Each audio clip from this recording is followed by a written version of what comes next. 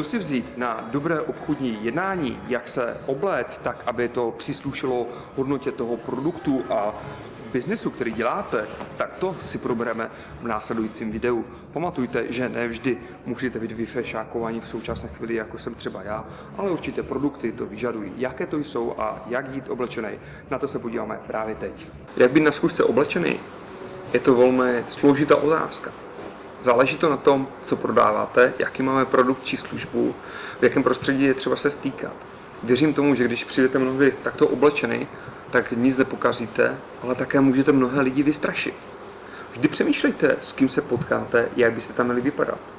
Ne vždy musíte mít kravatu a kapesníček, také ne vždy musíte mít oblek, stačí třeba jenom rifle a být oblečen šik. To, co je důležité, je, abyste přizpůsobili svůj oděv dané příležitosti a lidem, s kterými se máte setkat. Když se potkáte s kamarádem, nemusíte mít kravatu. Stačí, že budete šik a vezmete kravatu, sundáte si a budete trošku ležérně. To, co ale určitě doporučuji, jsou trička s límečkem, v případě košile. Sakem také nic neskazíte. Pamatujte, že mnohdy, když budete lépe oblečení, je to lepší, než být oblečený hůř. Nenadarmo se říká, šaty dělají člověka.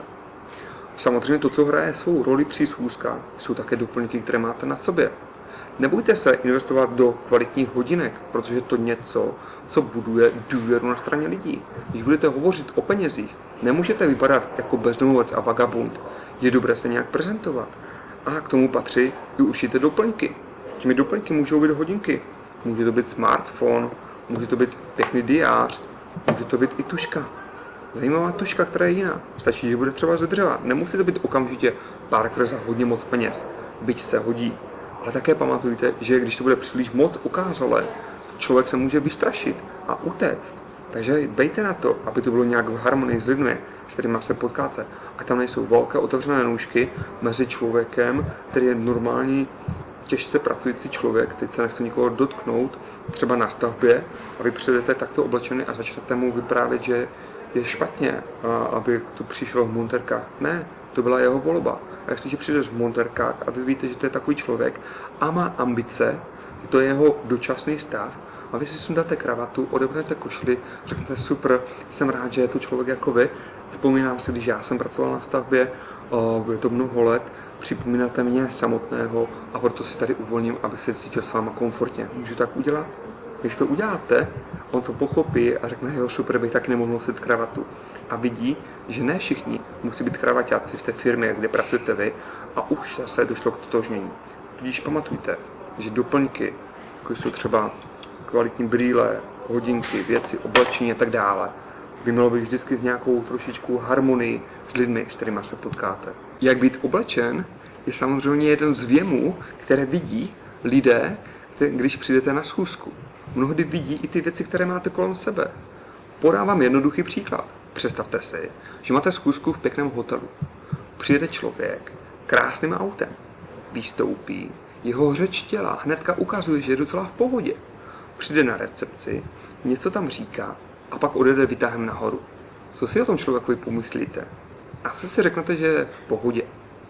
No ale to je řeč těla, to jsou věci a doplňky, které měl kolem sebe, které vidíme, ale mnohdy na schůzkách můžeme zapojit i další věmy.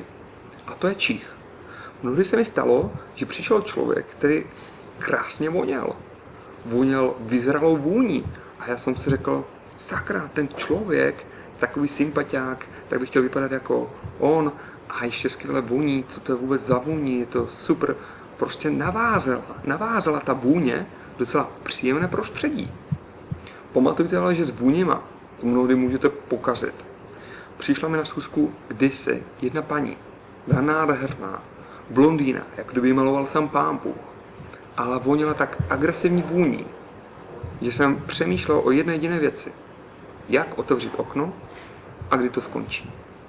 Takže volte vůně velmi decentní a když prodáváte parfémy, tak zapojte veškeré věci.